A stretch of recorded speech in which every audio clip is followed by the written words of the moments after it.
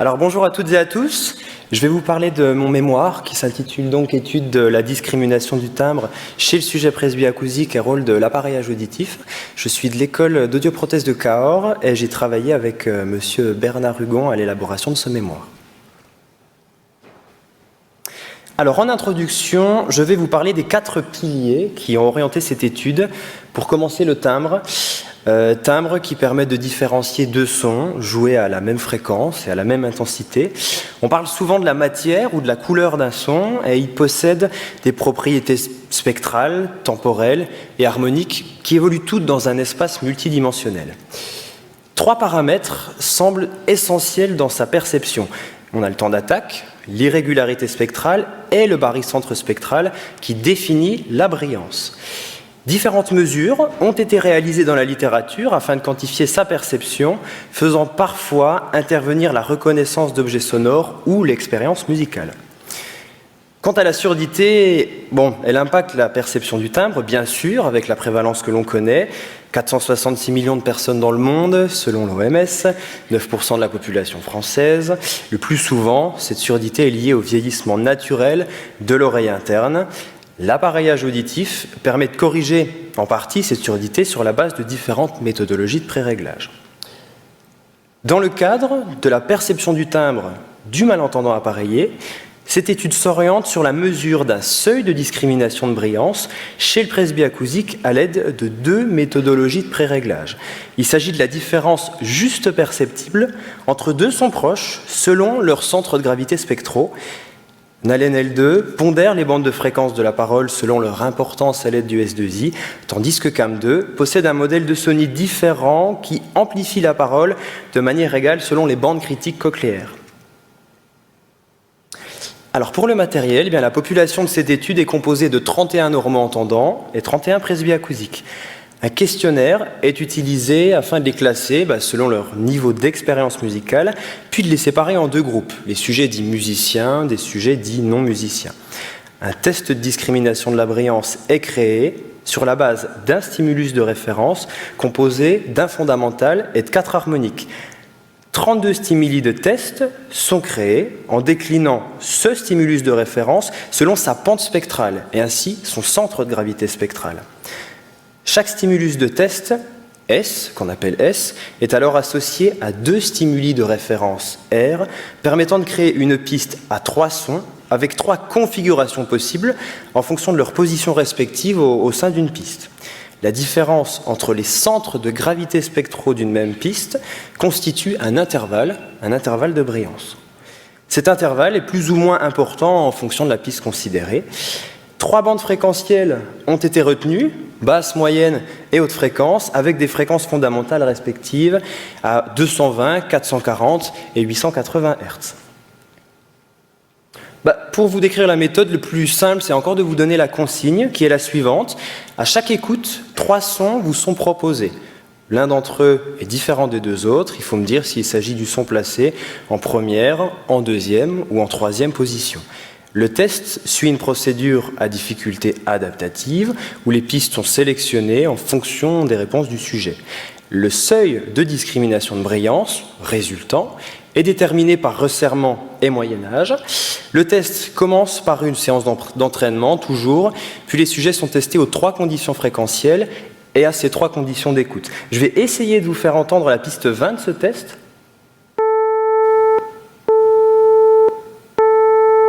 Voilà, là la différence de brillance se jouait sur le 2e son. Je vous fais écouter la piste 3 cette fois-ci.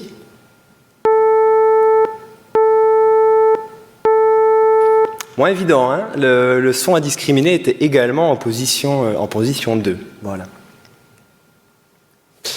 En ce qui concerne les résultats, pour les normo-entendants, ils obtiennent des seuils de discrimination de brillance similaires aux 3 conditions fréquentielles. Ces seuils sont assez faiblement corrélés à l'expérience musicale. Pour les presbyacousiques oreilles nues, les seuils de discrimination sont mis en relation avec la perte tonale dite locale. Il s'agit de la perte d'audition centrée sur la bande de fréquence considérée. Les tendances polynomiales aux 3 conditions fréquentielles sont assez similaires, ce qui permet de proposer un graphique aux données cumulées qui présente une corrélation moyenne. Le seuil de discrimination est donc d'autant plus élevé que la perte d'audition est importante et on se rend compte que les musiciens obtiennent des seuils moins élevés que les non-musiciens. Avec l'appareillage auditif, un gain de discrimination est mesuré. Il s'agit de l'amélioration apportée par l'appareillage par rapport au seuil de discrimination initial oreille nue. Les données cumulées montrent une corrélation forte cette fois-ci, et le gain de discrimination est d'autant plus important que le seuil initial oreille nue est dégradé, est élevé, pardon. Parfois, l'appareillage dégrade la discrimination de la brillance lorsque les seuils oreilles nues sont faibles. C'est les points qui se trouvent en dessous de l'abscisse. Et en comparaison, CAM2 donne des seuils de discrimination significativement plus faibles que Nalen L2.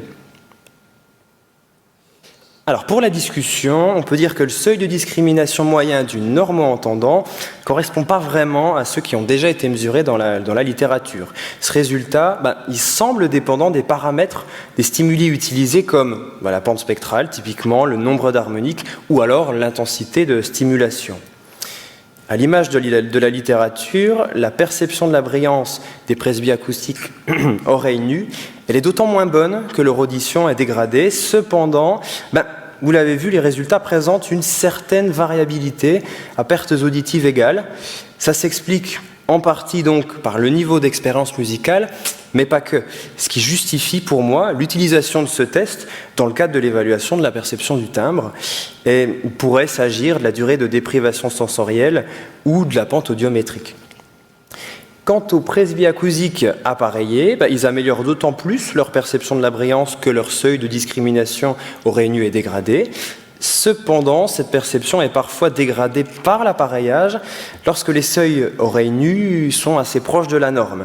L'ouverture de l'évent ou la personnalisation systématique des réglages permettrait d'éviter cette dégradation, par exemple. Chez certains sujets, la brillance est légèrement mieux discriminée, donc, avec la méthodologie CAM2 qu'avec Nalen L2. La compression du signal est moins importante avec cette méthodologie. C'est probablement un élément de réponse. Bon, cette étude présente les biais de participants traditionnels. Par contre, en ce qui concerne les biais de méthode, ils sont plus spécifiques. Le questionnaire d'expérience musicale n'est pas parfaitement représentatif. Les stimuli de test engendrent des effets stationnaires dans la cabine audiométrique.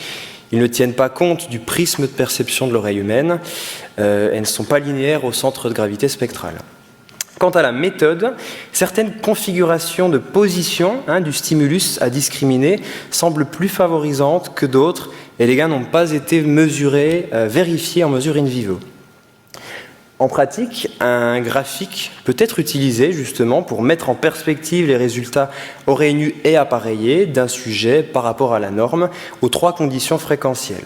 Différentes ouvertures peuvent être envisagées, telles que la mesure de l'impact de l'entraînement auditif sur la capacité de discrimination de la brillance, par exemple, ou encore l'élaboration d'un test de discrimination dans le bruit. On imagine aisément l'intérêt de pouvoir discriminer le timbre d'une voix dans un environnement bruyant, ou alors celui d'un instrument de musique au sein d'un orchestre.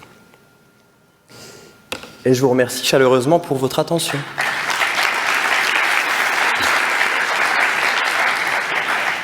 Merci pour ce beau travail. J'avais une petite question. Du coup, depuis cette étude, dans votre pratique quotidienne, est-ce que vous avez intégré des mesures ponctuelles ou régulières comme vous venez de nous les décrire? Et si c'est ponctuellement, qu'est-ce qui justifie l'utilisation de cet outil dans votre pratique courante? Disons que là, en l'occurrence, cet outil, c'est vraiment un outil de mesure. C'est-à-dire que là, on ne pose pas vraiment d'aide au réglage. Voilà, pour moi, le réglage, dans le cadre de patients musiciens, mélomanes ou simples amateurs de musique soucieux d'améliorer sa qualité d'écoute, doit vraiment se faire par la personnalisation. Heureusement ou malheureusement, je ne sais pas, j'ai pas l'impression qu'il y ait vraiment de consensus, qu'il y ait une façon de régler la musique. Autant sur une voix, c'est entre guillemets simple, et on a un spectre de signal de parole qui varie assez peu. Autant pour la musique, c'est complètement différent, voilà, d'un instrument à l'autre. Même la frontière de ce qui est ou ce qui n'est pas la musique est assez floue. Et donc finalement, voilà, moi, je donne un outil, je pense donner un outil avec ce test-là pour mesurer des choses, pour constater des choses.